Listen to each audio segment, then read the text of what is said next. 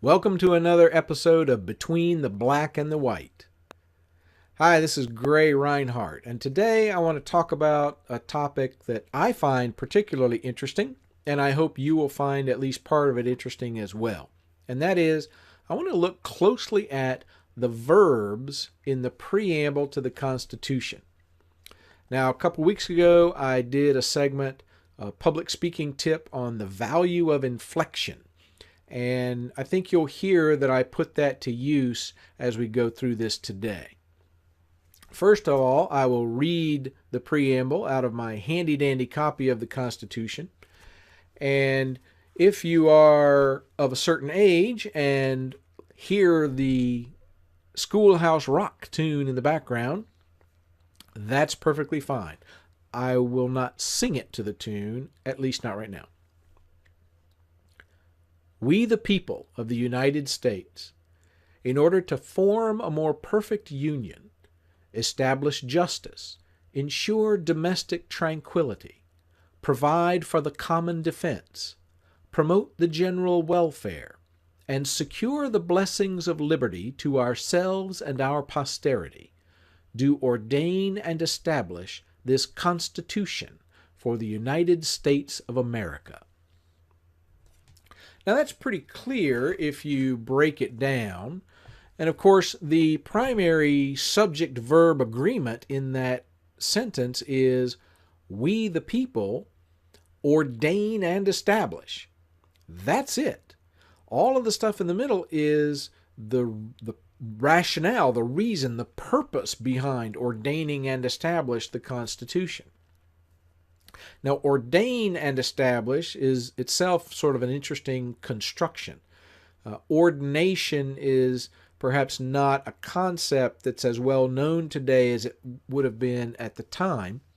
Those of us who are familiar with the inner workings of churches know that deacons and elders and pastors get ordained. That is to say, their positions are made official. But in the context of the preamble, I think they were looking to a little bit older use of the word, the origin of the word, which is to put in order. That is to say that the Constitution was being established and put in order. The government was being set up in an orderly fashion in order to achieve certain goals. What were those? Well, to form a more perfect union. That is to say, to build, to assemble a better union than we had had up to that point. The folks who wrote this were coming out of the period of time when they were operating under the Articles of Confederation, and that had not formed a very good union. So they wanted to form a better one. It was done in order to establish justice. That is, to set up laws and courts that would ideally treat people fairly and treat everyone as equal under the law. Now, I think a case can be made, a very good case can be made, that we haven't always done very well by that. We're doing better now than we did, and hopefully we will do better yet as time goes by.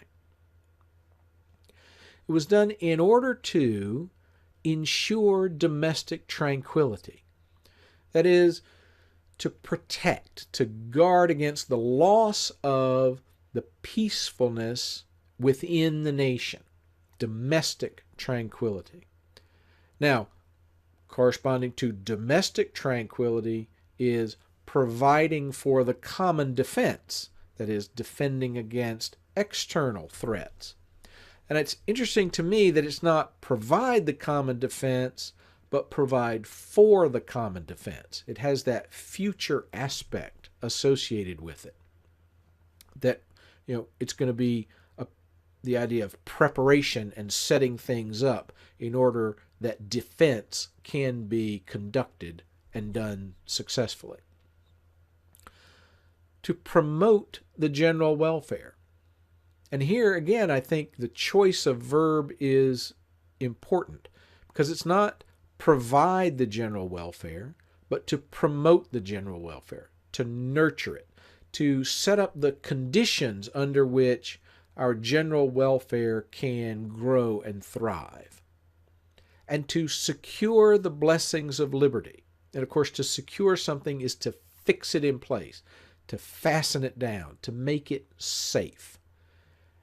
All of this to ourselves and our posterity.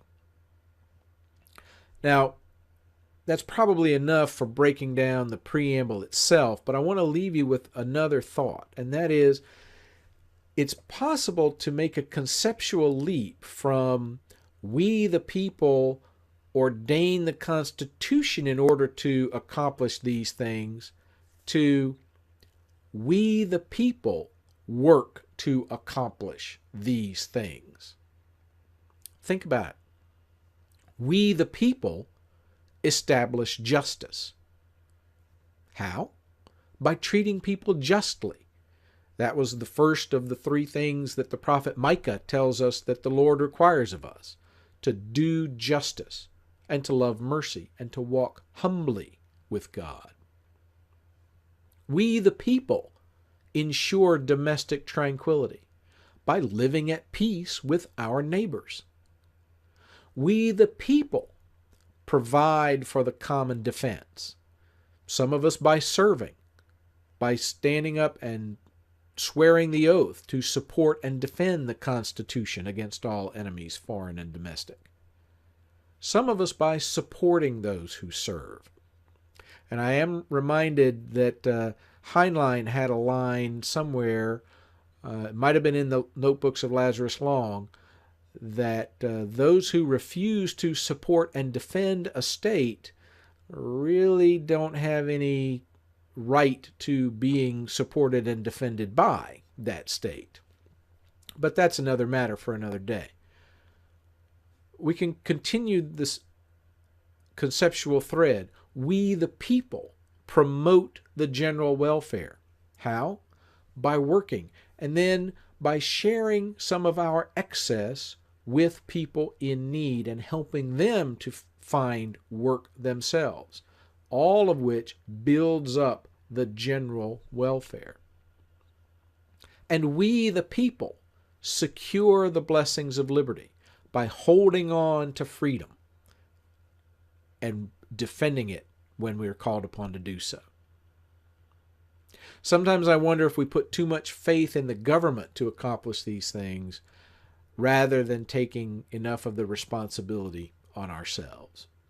But I'll leave you with that food for thought, if you will, and say thanks for being with me today on this episode of Between the Black and the White. I'd love it if you would keep in touch. Let me know what you think, what I can do for you, and what you might want to hear from me in any future episodes. I hope to see you next time, and remember, between the black and the white is where you find gray. If you're still hanging around at the end, it's because you think there's more to come. This is just pure silliness. I'm not even sure I remembered the thing quite correctly. But I mentioned it, so let's give it a try. We the people, in order to form a more perfect union, establish justice, ensure domestic tranquility. Boom, boom, boom. Provide for the common defense, promote the general welfare, and secure the blessings of liberty.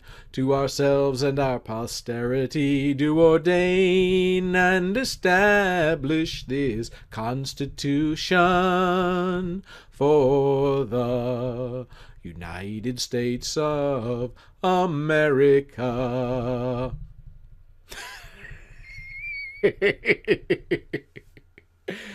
Hey, we're just having fun. Have a great day.